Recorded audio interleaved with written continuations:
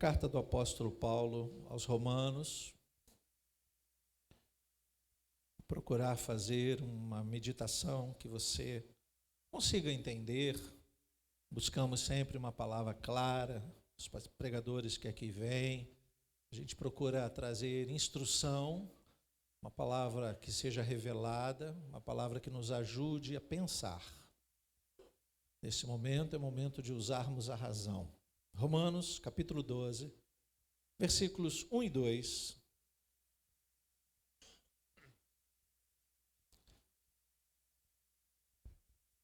Diz assim a palavra do Senhor: portanto, irmãos, pelas misericórdias de Deus, peço que ofereçam o seu corpo como sacrifício vivo, santo e agradável a Deus. Este é o culto racional de vocês. E não vivam conforme os padrões deste mundo, mas deixem que Deus os transforme pela renovação da mente, para que possam experimentar qual é a boa, agradável e perfeita vontade de Deus. Curva sua cabeça, feche seus olhos. Obrigado, Pai, desde já pela Tua palavra, por tudo que tem acontecido, pelos Teus filhos que aqui se encontram. Te louvamos por essa oportunidade agora de ouvir a Tua voz. Fala conosco, ministra o nosso coração, que possamos sair daqui entendendo mais da Tua vontade e assim cumprir tudo o que Te agrada. Nós oramos e Te pedimos isso em nome de Jesus e que todos digam amém. Você pode tomar o seu lugar. Uma palavra que você conhece, acredito que você já tenha ouvido inúmeras mensagens, cada qual toma uma direção, porque apesar de serem 2 versículos apenas, nós temos tanta direção. Quando o apóstolo Paulo, escrevendo aos Romanos, fala sobre o corpo, né? O sacrifício do corpo de cada cristão. Aqui faz alusão, logicamente, aquele que é cristão, ele imita Cristo. E como Cristo se portou com o seu corpo? Ele ofereceu sacrifício agradável, santo, vivo. Ele não está pedindo para que a gente suba uma cruz ou se entregue. Esse sacrifício já foi feito. Mas o que Paulo está tentando nos dizer? Os gregos, e aí eu posso falar desta forma, porque o Novo Testamento ele não é escrito na nossa língua, não é? É escrito na língua grega. E Paulo está fazendo uso dessa língua, desse linguajar, um homem culto, que era o apóstolo. Ele faz uso desse linguajar para explicar algo sobre a razão. Porque como homens e mulheres tementes a Deus, somos tentados a espiritualizar muitas coisas. Eu já vi pessoas descrentes e muito crentes. Pessoas que quando adoecem, nem oram a Deus, correm para o médico. Sim, você tem que ir ao médico. Mas por que não orar antes? Por que não apresentar a Deus o seu problema? Por que não pedir a Deus um bom médico? Porque tem médico que é usado para curar, e tem médico que, sabe o que é isso, né? A gente sabe disso, está aí, noticiário. Então, enquanto eu conheço, da mesma forma, pessoas que esquecem a fé nesse momento, tem pessoas que têm fé que eu digo, meu Deus, eu não tenho essa fé. Vai ao médico, o médico passa a receita, o remédio. Ele diz, não vou tomar não. Deus já me curou, tomei posse. Sim, se é algo firme da parte de Deus, eu creio que Ele tem poder para curar, liberando uma única palavra. Mas é bem provável que Ele faça isso antes de você ir ao médico. Porque se você for ao médico, você vai dar descrédito ao médico? Não é compatível a razão. Se você tem uma fé suficiente para dobrar os seus joelhos, falar com Deus, receber a cura, quer seja na sua casa, na igreja, não sei. Eu creio no mover de Deus. Nosso Deus é o mesmo de ontem, hoje e será eternamente. Mas se eu sou levado pela razão para estar de frente de uma pessoa que estudou alguns anos e eu creio que ele vai fazer o melhor, então eu vou ao médico na intenção de obedecer ao médico. Se eu tenho dúvida, procuro um segundo médico, uma segunda opinião, porque os homens falham. Mas a questão é, como eu posso usar a razão? O apóstolo Paulo, então, ele se envolve nesse ambiente, porque os gregos, você conhece, né? Eles são famosos pelos filósofos, os pensadores. O filósofo, se você quiser entender e explicar alguém, é aquela pessoa que antes de ter certeza de algo, ele pensa muito mais do que qualquer pessoa. Ele pega uma palavra e fica pensando, essa palavra é isso mesmo? Às vezes ele fica meio doido, sabe? Filosofia deixa a gente meio... Mas é importante, porque eles às vezes perguntam coisas que a gente não pergunta. Por isso somos levados a determinados comportamentos sem pensar. A gente faz por quê? Por que você faz isso? Porque todo mundo fez. Não, já o filósofo, ele diz, por que eu devo fazer? E é difícil, às vezes, você evangelizar uma pessoa que gosta de filosofia. Por quê? Porque ele pensa muito. Vocês vão à igreja. Para que serve a igreja? Aí você tem que explicar. Ontem, no nosso curso, a gente falou um pouquinho sobre isso. Como nos comportamos diante de determinadas situações, que são até um tanto quanto difíceis. Mas os gregos, e aí Paulo usa se apropria dessa intenção para mostrar que os gregos, eles pensam muito sobre a razão e pensam pela razão. É diferente. Tem gente que faz coisas que não tem a menor razão de ser. Ele nem usou a razão que Deus deu a ele. Nós somos seres, segundo a palavra de Deus, feitos à imagem e semelhança do Criador. Isso pode ser levado no entendimento de que ele nos fez em condições de conversar com ele. Os animais não têm esse diálogo com Deus. Deus interpreta do jeito dele. Mas os animais não se reúnem numa igreja. Quem faz isso somos nós, os homens, as mulheres, os filhos de Deus, as filhas de Deus. Então, por que fazemos isso? Porque usamos a razão. Algo não vai bem. Cada qual tem uma história. Eu vou falar da minha. Algo não vai bem. Alguém disse que na igreja as coisas podem melhorar. Eu vou lá. Eu fui razoável em pensar que havia uma esperança para o meu problema. E aí eu encontrei não só a esperança, mas a razão de toda a esperança, que é Jesus Cristo. Você pode dizer glória a Deus por isso? Enquanto alguns pensam pela razão, outros não querem usar a razão. E aí, infelizmente, pensam com a mente dos outros. Isso é triste, irmãos. Eu comentei ontem no curso, os irmãos estavam aqui, lembram disso, que eu assisti um vídeo curto de um pastor repreendendo alguns irmãos, acredito, da igreja dele, que estava assistindo o tal BBB. Eu tenho outros nomes para isso, mas vamos deixar só no BBB.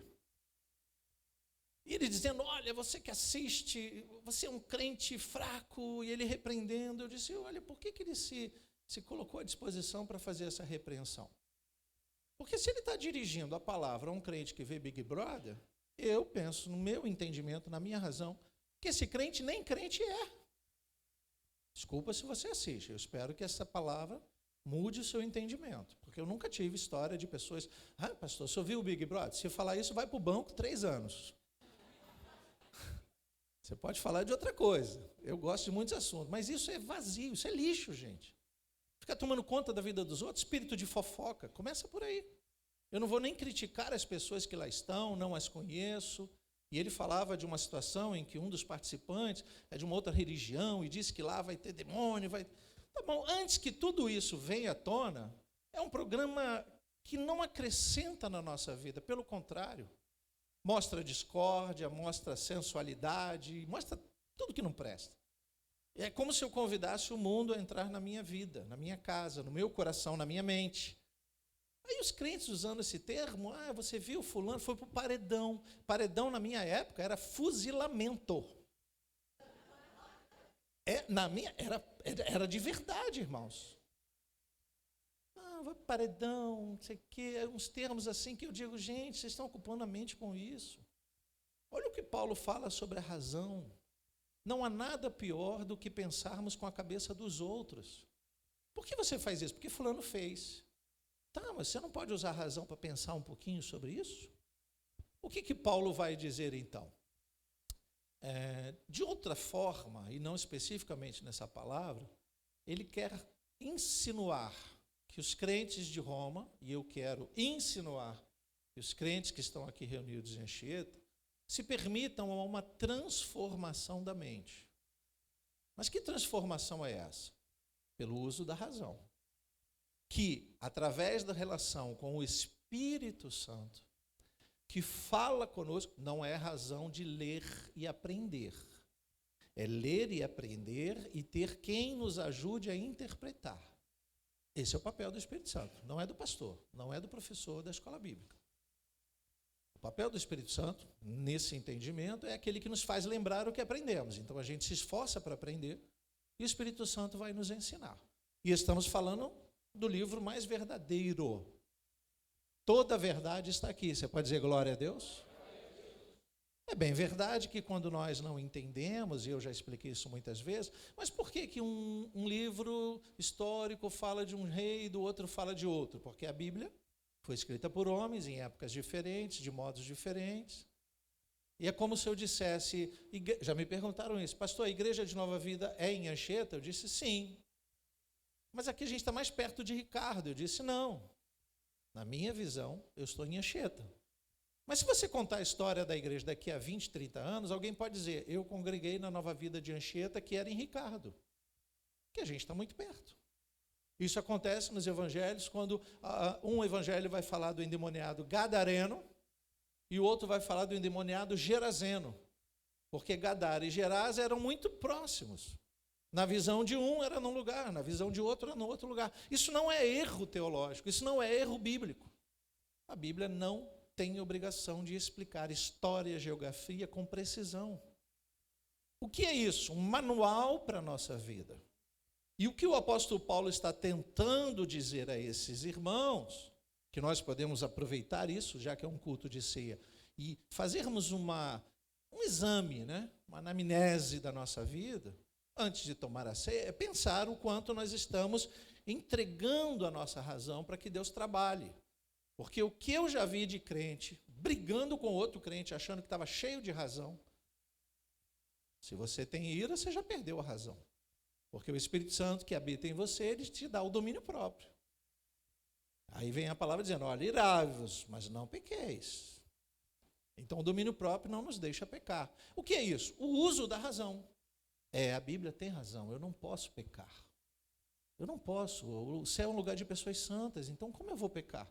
Então antes que você ceda aos sentimentos, desejos da carne, de ficar irado, vamos lá, vamos ver quem ganha. Não, descanse seu coração.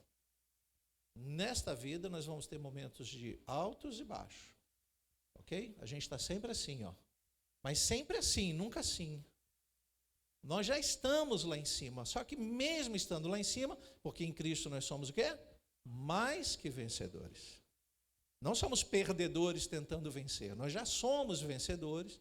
E em Cristo, ó, mais que vencedores. Às vezes a gente não é tão vencedor, perdeu uma batalha, aí sobe um pouquinho, vence, mas a gente está sempre lá em cima.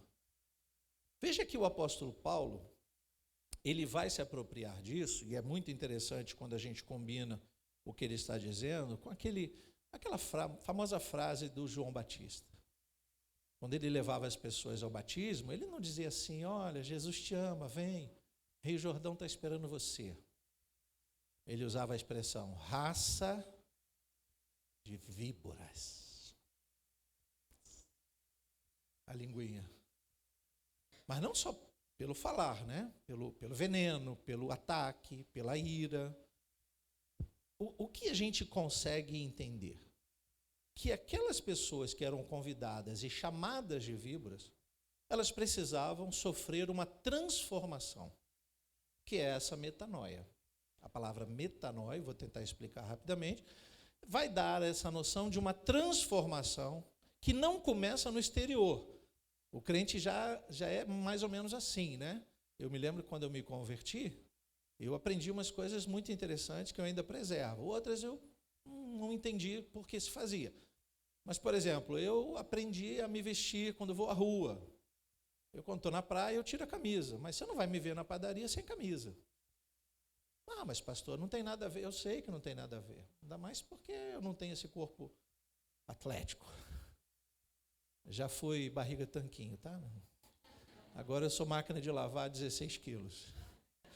Coisa mudou um pouco, modernizou, tá bom? Modernizou. Mas por que eu aprendi? Porque os crentes daquela época me ensinaram a ter pudor, a entender o comportamento com as pessoas, mas por testemunho de mudança de vida. Ontem eu fui ao médico, o pé estava inchado, eu fui de chinelo. Eu disse, puxa, me lembrei do tempo que eu só andava de calça comprida e chinelo de dedo. Eu lembrei disso com alegria, porque eu aprendi princípios, eu entendi o comportamento, mas isso foi inicialmente porque todo mundo fazia. Já percebeu que tem pessoas que faz assim porque todo mundo faz? Não, se você faz porque Deus mandou você fazer, faça. Agora, fazer porque o outro está fazendo? Não, eu estou pensando com a mente dele. Por que eu não penso com a minha mente? Se Deus me encheu, se eu entendo que há movimentos que são saudáveis, que são para a glória de Deus, eu faço. Não estou preocupado com o que vão dizer. Mas eu não posso fazer porque está todo mundo fazendo. E aí eu volto à ideia do BBB. Por que um crente cede a isso? Porque ele está pensando com a mente dos outros. É o momento. Todo mundo está falando sobre isso, eu não vou falar sobre isso? Não. Não, você tem que ir na contramão se preciso for. Você tem que enfrentar essa modernidade, como diz o apóstolo Paulo, não faça conforme os preceitos, os rudimentos, os ensinamentos desse mundo. Fuja disso. Então João Batista dizia, víboras, pessoas raivosas, pessoas enaltecendo mais o sangue do que o Espírito, abram mão disso, vamos lá, vamos experimentar. E o que João oferecia? O batismo de arrependimento. Então, a razão mostrava a eles que eles eram pecadores. Não eram víboras, no sentido pleno da palavra, mas eram pessoas difíceis, pecaminosas, que aceitavam tudo com naturalidade. É normal, pastor, no mundo de hoje é assim. Como assim? Eu não faço parte do mundo de hoje, eu estou no mundo de hoje.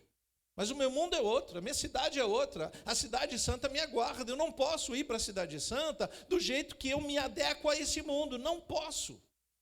Eu tenho que enfrentar essas coisas e vencer pelo Espírito. E aí o Espírito Santo me faz lembrar que, infelizmente, há alguns crentes, pessoas de escola, de tempo de igreja, que acabam cedendo, esquecendo que houve uma metanoia, uma transformação da mente, porque, na verdade, ele não se permitiu isso legitimamente. Ele mudou o exterior. Ele comprou uma calça, botou a Bíblia embaixo do braço, ele frequenta a igreja, ele dizima, até para dar o dízimo eu tenho que ter razão. A gente explica isso, aliança com Deus, sustento da igreja. Não, eu vou fazer porque está todo mundo fazendo. Aí chega uma hora que acontece algo, ele deixa de fazer. Por quê? Porque ele não sofreu uma transformação. Essa transformação, quando não é firme, quero ler com você Hebreus 6, versículo 4. Acontece isso aí, Não houve uma transformação legítima. O escritor aos Hebreus, que combina muito com o pensamento de Paulo, até porque alguns vão dizer que Paulo escreveu Hebreus, mas independente dessa discussão teológica, o escritor aos Hebreus, capítulo 6, versículo 4, diz assim: é impossível, pois, que aqueles que uma vez foram iluminados, ou seja, estavam na luz, provaram o dom celestial, se tornaram participantes do Espírito Santo, provaram a boa palavra de Deus e os poderes do mundo vindouro e caíram. O que ele quer dizer caíram? Pecaram, vilipendiaram o nome de Deus, envergonharam o nome de Deus. E caíram, sim. Olha o que ele diz. Humanamente falando, ele está certo. Humanamente falando. É impossível, outra vez, renová-los para arrependimento, mostrar a eles uma transformação. Por quê? Supostamente eles já foram transformados, já eram crentes. E por que o crente caiu? Porque em algum momento o inimigo encontrou uma brecha, uma fraqueza, um momento oportuno para agir, e se ele não estava em renovação diária, ele caiu. Você já experimentou evangelizar um ex-crente? Ele diz, eu conheço o texto, eu sei que a comunhão é bom para mim, mas eu não quero ir. Coração duro. Não, eu já preguei. Eu já evangelizei uma pessoa que eu fiquei envergonhado. Eu falei, nossa, esse homem sabe mais de Bíblia do que eu. Ele fez muito mais do que eu. E por que ele não está na condição que eu estou de humildade diante de Deus? Por que ele caiu? Não sei, mas uma coisa eu sei. Aquela transformação que devia ser diária, porque a gente nunca está pronto o suficiente para enfrentar as lutas, nem para ir para o céu. É o Espírito Santo que nos aperfeiçoa todo dia. Não pense que você é crente de tantos anos e comigo não acontece isso, pastor. Não faça isso. Isso mostra que você não está se permitindo uma transformação diária. Porque a nossa luta é diária. E não é contra carne, nem sangue. Existem forças espirituais nas regiões celestes. Sabe onde começa o céu? Aqui, ó. O céu já começa aqui. O céu já começa aqui. Você já parou para pensar como uma formiga vê a gente? Se ela pudesse pensar, ela diria, são gigantes. Para eu chegar até o céu, eu tenho que me esforçar para subir no corpo de alguém para chegar no céu. Então, o céu para a gente não é aquele lugar distante. As regiões celestes não estão lá depois dos planetas. Elas estão aqui, ó. Por isso que elas assopram, falam e muitos crentes ouvem. É de Deus esse negócio. Ficou animado. Nem tudo. Cuidado com essas coisas. Lendo aí o versículo 6. E caíram, sim, é impossível outra vez renová-los para arrependimento, visto que de novo estão crucificando para si mesmos o Filho de Deus e expondo a zombaria. Em algumas versões, ignomínia. Aqui na minha versão está mais fácil, né? A zombaria. Porque as pessoas olham para o crente e dizem assim, não, eu vou fazer negócio com esse crente porque ele é crente. Crente não mente. Crente não deixa de pagar. Crente não passa, ainda tem cheque? Cheque sem fundo. As pessoas dão esse crédito. Ainda está perdendo isso, tá? Mas as pessoas dão esse crédito. E aí, quando algo acontece, quer o crente tenha culpa ou não, a visão que fica é, para ser crente assim é melhor ficar no mundo. Para ser da nova vida de Anchieta é melhor ficar no mundo. Olha a responsabilidade. Estamos expondo o evangelho a uma zombaria que não era para ser, irmãos, se nós estivéssemos nos permitindo uma transformação diária. Eu digo que o culto e a igreja e a comunhão é muito importante na minha vida, não por ser pastor, mas por ser alguém que depende da comunhão, depende do relacionamento, depende de ouvir a voz de Deus. Eu prego, mas eu sento para ouvir a mensagem. Quando eu ouço a mensagem, eu digo, Senhor, eu quero mudar, eu quero aprender, eu quero ser transformado, eu quero ter uma vida preparada para aquele dia. E eu não posso pensar assim se eu não me permito uma transformação que seja no começo, no meio e no fim. Por quê? Porque no começo a gente muda mais o exterior. A gente se veste como crente, fala como crente, anda como crente, vai à igreja de crente. No meio, muitos crentes estão já meio que na zona de conforto. Ele se sente tão forte que ele vai para a igreja, mas pisa lá no mundão também. Ele dá umas piadinhas, na época que ele era velha criatura, ele diz, não, mas agora eu sou crente, eu vou lá só para ganhar almas. Se você vai para ganhar alma, vá. Se não for para ganhar alma, você vai perder a sua.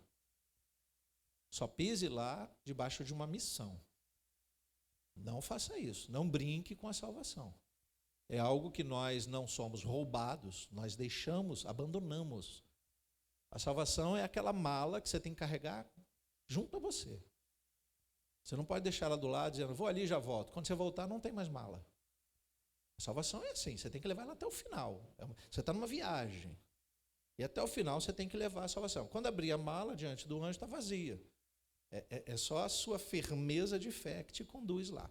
Então, por que Paulo fala de uma mudança no começo, no meio e no fim? Porque nós temos que ser transformados, renovados dia após dia, glória sobre glória. É todo dia, irmãos. Entende por que eu venho no culto hoje e quero vir e preciso vir amanhã, ou à noite, ou domingo que vem, ou quinta-feira? Porque eu estou em transformação. Por isso eu necessito estar nesse contato com as coisas de Deus. E é isso que Paulo está tentando dizer. Paulo não cita, eu falei isso no início, necessariamente, a palavra metanoia, que é um termo grego. Ele não faz isso, mas ele usa 3 palavras nesse versículo 2 de Romanos. Eu vou voltar lá em Romanos. Capítulo 12, versículo 2, ele diz: e não vivam conforme os padrões desse mundo, mas deixem que Deus os transforme pela renovação da mente. Deixem. Nós é que nos permitimos ou não.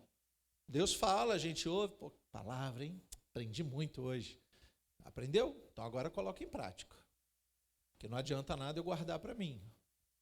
O que a gente aprende, a gente tem que compartilhar. O professor, o mestre, ele está entregando o que ele recebeu. E quando ele entrega o que recebeu, ele aprende mais. É uma troca. Ele cresce. As perguntas nos fazem pensar mais. Então o professor ele está sempre aprendendo. Tá? Pode fazer mestrado, doutorado, mas ele está sempre aprendendo, se permitindo aprender mais. Na metanoia, a gente tem que estar sempre se permitindo a sermos transformados. Então, quando ele diz assim, não vos conformeis, ele está falando do padrão, da forma. A gente tem que fugir desse padrão estabelecido, de que todo mundo está fazendo, eu vou fazer também. Não. Por que você se veste em pudor? Não é porque todo crente se veste em pudor, é porque eu entendo que o despudor desagrada a Deus. Então você não vai no modismo. Aí a gente cria os modismos conforme a igreja. Esse aqui se veste assim, esse assim, já vai logo identificando, né? Alguns anos eu visitei uma igreja no interior de São Paulo, Santa Bárbara do Oeste, e as irmãs estavam de chapéu. Chapéu. Os homens andando de terno, e um guarda-chuva, parecia uma bengala também. Falei, meu Deus, eu estou nos anos 50, será que eu voltei ao tempo? Lindo, lindo. Talvez não se aplique a nós, a nossa realidade, mas achei lindo. Quando eu entrei, a primeira coisa que fizeram, homem de um lado, mulher do outro. Gente, eu falei, que coisa linda. Eu achei lindo. Não sei se adotaria. Acho que não ia funcionar, né? Até porque aqui a gente tem 3 fileiras. Olha o problema que eu ia arrumar. Já maldou, né? Homem de um lado, mulher do outro. Quem sentar no meio? Não, então não faço isso. Não se aplica. A gente deixa para os irmãos lá. Mas eu achei aquilo interessante, por quê? Eles estavam dizendo, um jeito deles, que eles não eram iguais ao mundo. Só que essa é uma transformação que, entendo eu, está no começo. O que Deus quer de nós é uma transformação que avance para o meio e vá até o fim. Se eu me estou bem do jeito que eu me visto, ótimo. Mas não é só porque eu me visto assim que eu sou santo. Eu tenho que entender que o meu comportamento, o meu jeito de pensar, o meu jeito de agir e reagir, e eu já expliquei que a reação de um crente é mais perigosa do que a da ação. O crente é levado a praticar o amor. Eu vou lá levar quentinha para o morador em situação de rua. Eu vou ajudar o caído, eu vou visitar o hospital. Isso é ação. E como é que a gente reage quando alguém pisa no nosso pé? Quando alguém quer jogar o nosso passado na nossa cara? Como é que a gente reage quando alguém nos trai? Quando alguém nos rouba? A reação é mais importante que a ação, irmãos. Dependendo da nossa reação, a gente está escandalizando, expondo Cristo à ignomínia. Então, ele usa a expressão, não vos conformeis. Não acha tudo natural, não é natural o que está acontecendo. O que está acontecendo no nosso mundo não tem nada de natural. Há uma naturalidade no momento em que o mundo vai piorando.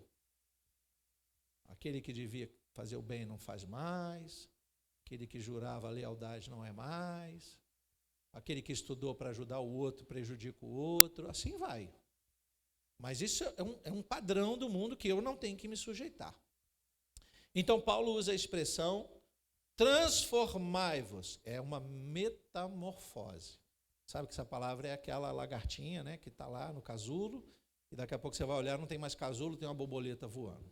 A metamorfose é uma transformação que implica, inclusive, no exterior. Deveríamos mudar primeiro no interior, na mente, e depois mudar no exterior. Só que às vezes a gente inverte isso.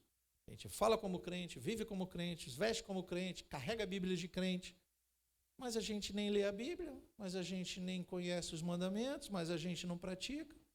Então, às vezes, demora. Por isso que tem pessoas que são igual a crente, mas nunca foram crentes. Em que sentido eu falo sobre isso? Quando a gente dá um mau testemunho. Tá? Isso está aí. Então ele diz, transformai-vos, mudem, se permitam a essa mudança. Não sigam os padrões desse mundo. E esse mundo implica qualquer padrão que não seja aquele que o Espírito Santo lhe dirigiu. Qualquer um.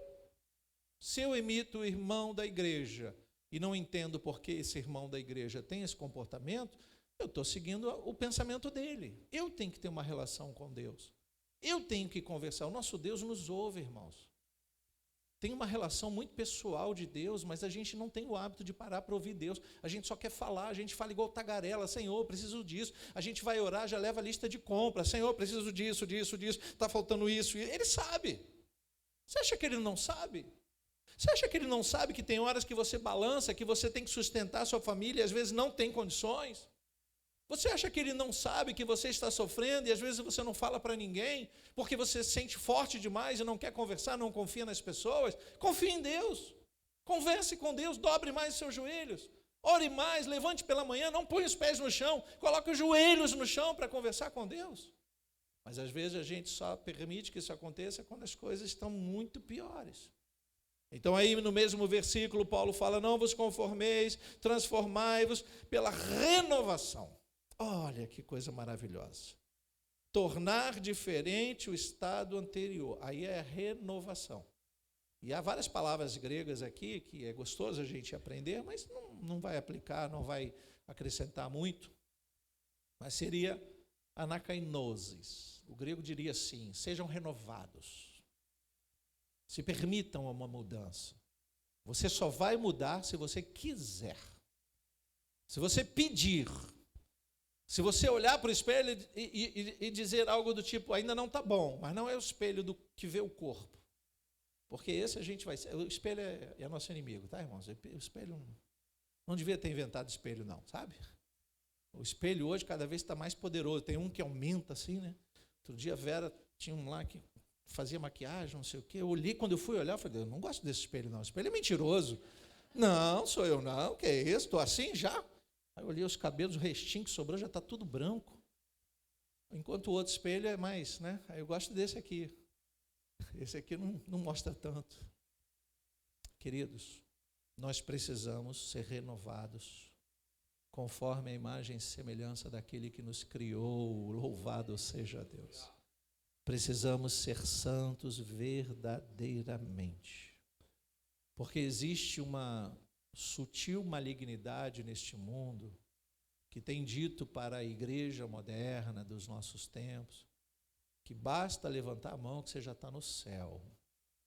Se você levantou a mão em sinceridade, se arrependeu e morreu, eu creio que você foi para o céu.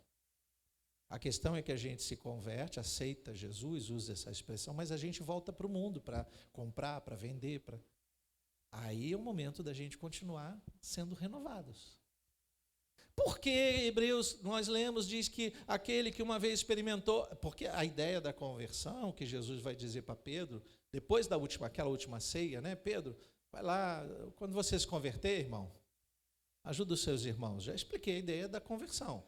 É o retorno que você faz. Pedro estava com Cristo, daqui a pouco a ideia que estava é que Pedro não precisava mais de Cristo, porque ele disse assim, não, fica tranquilo que eu vou contigo até o final, até a morte. Então ele passou direto.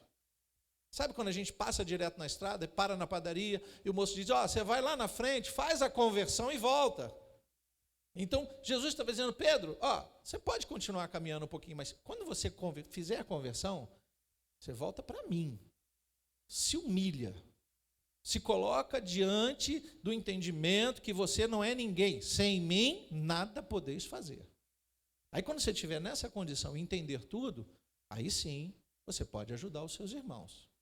Aí vem aquela expressão do galo, o galo vai cantar. Alguns historiadores dizem, não tinha nem galo, né? Havia uma trombeta que anunciava o começo do dia, porque os animais daquela espécie tipo galo, segundo os judeus, nem eram criados ali no ambiente santo. E eles estão lá no pátio do Sinédrio. Pedro vai acompanhar na casa do sacerdote. Quando Pedro acompanha e Jesus diz que ele vai ouvir o galo, há uma expressão que faz um trocadilho que diz, o galo, aquela trombeta que anunciar, você vai se lembrar que você não era ninguém e você continua não sendo ninguém, a menos que você se converta de verdade. Aí ele se arrepende, a história é lindíssima, dá um filme maravilhoso, só que não dá bilheteria, porque as verdades não dão bilheteria. As mentiras alegram o corpo. E Paulo então encerra no versículo 2 dizendo que precisamos buscar entendimento. Renovação da mente é buscar entendimento, mente. Então a metanoia é a metamorfose, a transformação da mente. A lagarta não pensa.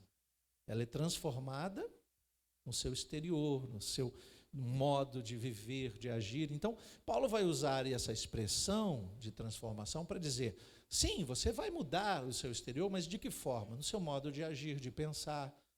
Aquele que recebia o troco errado e ficava quieto, ele vai lá e diz, olha, você me deu o troco errado, tenha mais aqui, eu não posso levar, esse dinheiro não é meu. Não faz isso porque todo mundo faz, porque o crente não pode roubar. Ele faz isso porque ele é uma pessoa transformada. E não importa o valor. Se você for fiel no pouco, sobre o muito Deus colocará você. Você pode dizer amém?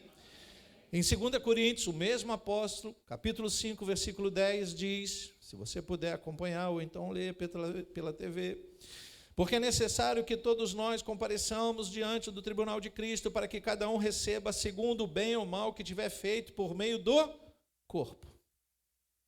Então aqui aplica essa transformação.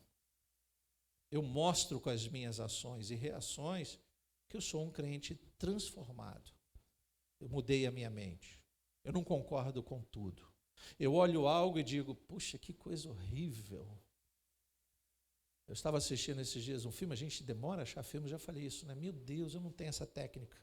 Fico 40 minutos procurando um filme e quando eu acho já está tarde, eu não quero mais ver o filme. Aí coloquei lá um filme, a Vera foi tomar banho, quando ela voltou já estava em outro canal, ela disse, e o filme? Eu falei, não presta. Poxa, mas eu voltei para ver o filme, eu falei, não, nem assista. Lixo. Lesbianismo. Praticado, o nome do filme, não vou dizer não, senão você vai ficar curioso. Olha o perigo, né? Crente é fogo, meu. Literalmente é fogo. Mas, é um filme terror que não tem terror nenhum. Fala da relação de uma avó com as suas netas. Olha o perigo, irmãos. Pense num lesbianismo entre vó e neta.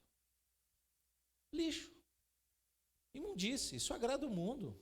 As pessoas gostam disso, eu vou perder. Não, pelo amor de Deus, no primeiro momento, no gesto, na aplicação da maldade, eu disse, que isso, gente? Não é só porque eu não posso, eu não quero, eu não devo, não é natural para a minha transformação, achar que isso é natural. Não é, irmãos. Não é. Pastor, eu caí. Tá bom, uma pena, né? Vamos voltar, arrependimento, vamos caminhar. Mas isso não é natural, não. O crente cai toda hora, cai, levanta. Tem hora que rala o joelho e não consegue levantar mais. Tem crente que cai e o caminhão passa por cima. Aí você encontra o crente lá, todo amassado no caminhão, e diz assim, ei, vamos para Jesus. Ele não vem mais, porque ele não consegue nem levantar. Não consegue ir à igreja, não consegue ler a Bíblia, não consegue ouvir louvores, cantar louvores, não consegue mais nada. Tem alguma coisa acontecendo nessa transformação. Vou voltar a Hebreus, que eu entendo que a gente precisa ler mais esse texto. Capítulo 12, aí mesmo, só que no versículo 14. Hebreus capítulo 12, versículo 14. Olha o que Paulo dá a dica do que é a transformação. Procurem viver em paz, Hebreus 12, 14. Procurem viver em paz com todos e busquem a santificação. Olha aí, buscar santificação, sem a qual ninguém verá o Senhor.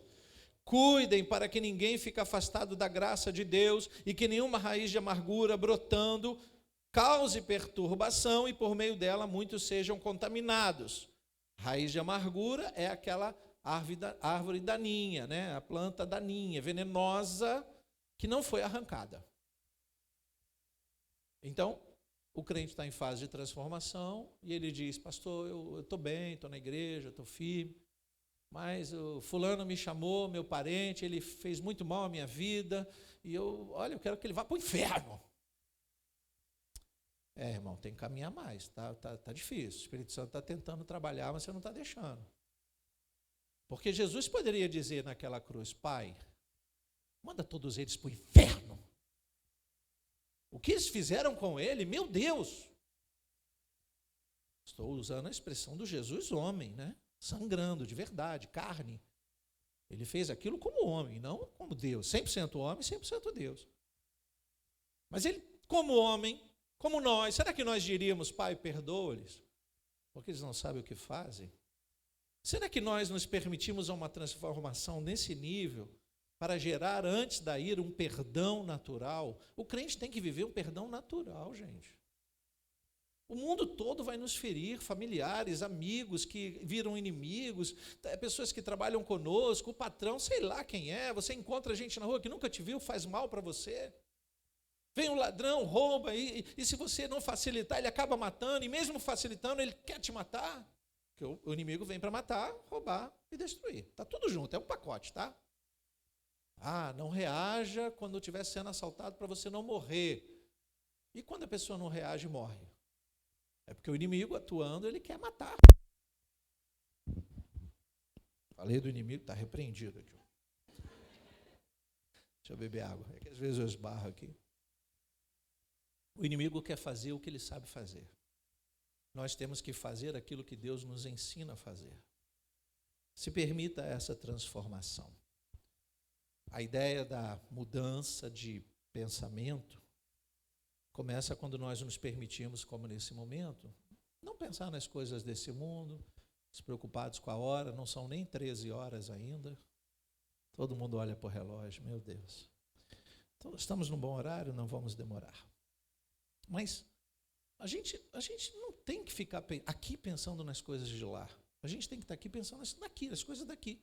Porque se Jesus tivesse aparecido para você em sonho, e tivesse dito assim, olha, você vai para a igreja? Aí você, no sonho, vou, Jesus, estou tão animado, isso é um culto maravilhoso. Aí Jesus, é melhor você ir mesmo, hein? Por quê? Porque hoje é o seu último dia. Você faria o quê? Não, então peraí, que eu tenho que me despedir dos meus filhos, da minha esposa. Não, eu vou ligar, eu vou viajar, vou gastar meu dinheiro. Eu acabei de juntar dinheiro, vou gastar meu dinheiro. A carne está falando assim. Mas a tua alma sedenta, transformada, vai dizer, glória, ainda bem que hoje é o meu último dia, porque eu vou estar na igreja. Quando ele me chamar, eu vou direto para a glória. Mas Deus não falou nada disso comigo, fique tranquilo, você tem mais uns tempinhos de vida, tá bom? Mas você vai sair daqui e vai se encontrar com o mundão lá fora. Então procure viver em paz com todos. E busque a santificação, porque sem ela você não vai ver Deus. Cuidem para que ninguém fique afastado da graça. Nem você, nem aqueles que você conhece. Que não haja nenhuma raiz de amargura, porque causa perturbação. E por meio dela muitos são contaminados. Cuidem para que não haja nenhum impuro ou profano, como foi Esaú. Lembra de Esaú? Que trocou a sua primogenitura por um prato de comida? De que vale a minha primogenitura se eu estou morrendo de fome? É o crente que não se permite uma transformação. Enquanto o irmão Jacó está olhando para a primogenitura dele, valorizando algo que era cultural, mas tinha um significado espiritual, Esaú eu quero saber disso, eu caço e não acho caça, aí eu estou morrendo de fome, me dá esse negócio aí. É o crente pensando só no dia de hoje. Corre para encher a barriga. Irmão, se o Senhor não edificar a cidade, não guardar a cidade, não adianta você pensar na segurança. Se o Senhor não estiver com você na hora que você estiver colocando tijolinho na sua casa, vai cair. Descanse o coração no Senhor. Invista tempo no Senhor, invista tudo que Ele tem te dado no Senhor, e as demais coisas serão acrescentadas. Glória a Deus. Então sejam transformados. Versículo 17. Vocês sabem também que posteriormente, querendo herdar a bênção, foi rejeitado, pois não achou lugar de arrependimento, embora com lágrimas o tivesse buscado. O que faltou em Esaú, no exemplo? Metanoia. Metanoia. Você lembra da história da briga dos dois gêmeos no ventre? Esaú prevaleceu, ele foi o primeiro, o primogênito. Jacó estava lá agarradinho no calcanhar dele.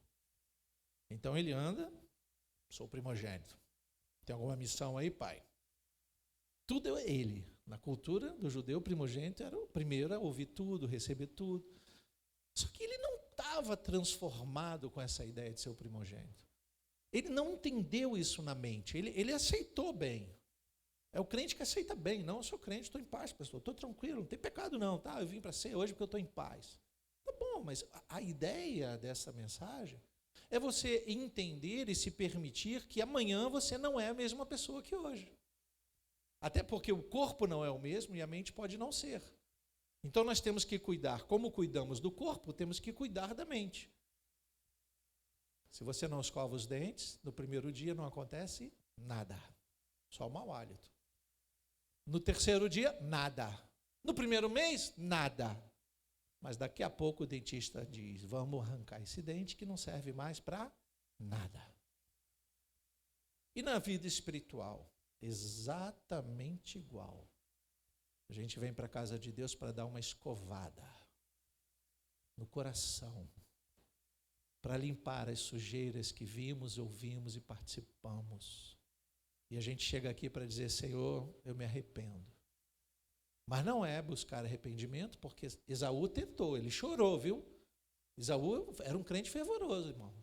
Chegou uma hora que Esaú viu o anjo, falou em mistério, chorou e todo mundo deve ter olhado para ele e falado, esse homem está arrependido, mas Deus disse... A palavra é muito clara em dizer que posteriormente, querendo herdar a bênção, qual era a bênção? Pai, não tem nenhuma bênção para mim, pai? Não tem não, filho, já dei tudo para o teu irmão. Já dei tudo para aquele que valorizou as coisas espirituais. E aí ele valorizou as coisas espirituais e recebeu também bênçãos materiais. Coloque Deus em primeiro lugar e todas as demais coisas serão acrescentadas. Posso ouvir um amém? Que Deus transforme a sua mente, seu coração, a sua vida. E se você se sente transformado, que você permaneça transformado. Seja mudado todos os dias aos moldes do Senhor. Vou convidar você a se colocar de pés nesse momento. Curva a sua cabeça, feche os seus olhos. Querido Deus e eterno Pai, nós te louvamos pela oportunidade de ouvirmos a Tua palavra nesta manhã. Obrigado porque apresentamos a Ti o nosso culto racional e vamos agora participar da ceia, Pai, não porque merecemos, não porque somos santos o suficiente, mas porque estamos debaixo da Tua graça, do Teu amor. Obrigado pela Tua misericórdia em nossas vidas, que não nos deu o que merecíamos, enquanto a Tua graça nos dá toda a plenitude do que não merecemos, porque não fizemos por merecer. A Tua misericórdia não aplica sobre nós o castigo que merecemos. Obrigado por esta rica oportunidade. Que possamos no momento, Senhor, da ceia, do pão, do cálice, que possamos diante do Teu sangue e do Teu corpo, em memória, Senhor, do Teu sacrifício, anunciar a Tua morte, até que Tu venhas resgatar a Tua igreja. Obrigado por esta rica oportunidade, em nome de Jesus.